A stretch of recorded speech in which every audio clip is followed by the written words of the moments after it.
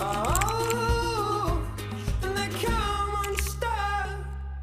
Lady, running down to the riptide, taken away to the dark side. I wanna be your. Hey guys, welcome back to my channel. Today I'm going to be doing a highly requested edit tutorial. Let's get started. It's very important to cut the clips on the right timing, or everything will look very slow or just a bit weird. Right here I'm trying to figure out where is a good spot to cut the clip, by figuring out where the long pauses are and where are the faster clips, if that makes sense. Once I finish that, I like to speed up my clips because sometimes the movement's too slow. For clips that are longer, I would recommend to keep the duration from 0.3 to 0.6. Now I am moving on to removing the items from my mini fridge. I like to do multiple movements in case any of the others have something that I don't like. Then I like to cut multiple clips to compare each and see which one is best. As I said earlier, I like to speed the clips if I made the movements too slow. Then I would do this with every clip of me removing a product out of my mini fridge. Now I'm going to move on to the actual products. When actually doing the ASM with the products, always keep the duration of the clips, either 0.2 or 0.3, or the clips will appear too slow or too fast. When shaking a spray bottle, don't make it too fast or too slow because it will either make the clip chaotic or too slow for the viewer to continue watching. When cutting the clip for the shaking of spray bottles, I will usually cut it on the 3 to 4 shake to not keep it too long or too slow. As again, I'm just trying to find the perfect clip for the best ASM my viewers will enjoy.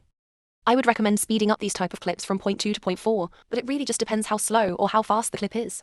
To get the best ASM, always turn the volume high enough that it sounds crispy. When touring the object such as lip balm or a spray, I would always make the object slightly leaning towards the derivation and going to flip it for it runs smoothly. If you need to speed the clip, I'd say the best is to keep the duration at least 0.2. For the caps, don't make the duration any more than 0.3 because it will be a bit lengthy. Now when doing this, it all really depends on how you want to do it, but for sure don't make it rapid or slow. For the best part yet is the spraying. When cutting the clip, cut it where the spraying is about to end, not when it completely ends because it will make it look a bit wonky. Then you can adjust the speed on your liking. I always like to keep it at 0.2. Tip: never spray it too. You can always just duplicate the clip instead of wasting more product. And I would do the same to every cap. Whenever I'm doing something like what's shown on the screen, I like to make one big clip, then cut that clip into smaller sections where I can speed the clip up or make it shorter. I'd say to cut the clip before the pump goes up. When I squirt a bit of product out, I would recommend to keep the duration less than 0.3. Same thing when showing your hands like this. Now when spinning it, the best amount of time the clip should be is 0.3 because it's not too lengthy, so not too rapid. Once I finish with the products, I re-watch it to make sure it's not too choppy and that it runs smoothly. Then I export it and add it as a new clip, then put the video's volume as high as it possibly go. Now for adjustments, I don't really use any filters unless my video is a little too grey or dark, but my favourite filters to use are Glow and Clear 11. Then for adjustments, one like to have the brightness at 7, contrast at 2, saturation at 8, and brilliance at 9. Now for the text, I like to have it as something fun, competitive, or something that my viewers can interact with. For some of you wondering, that's how I gained so many subscribers, likes, comments, and views.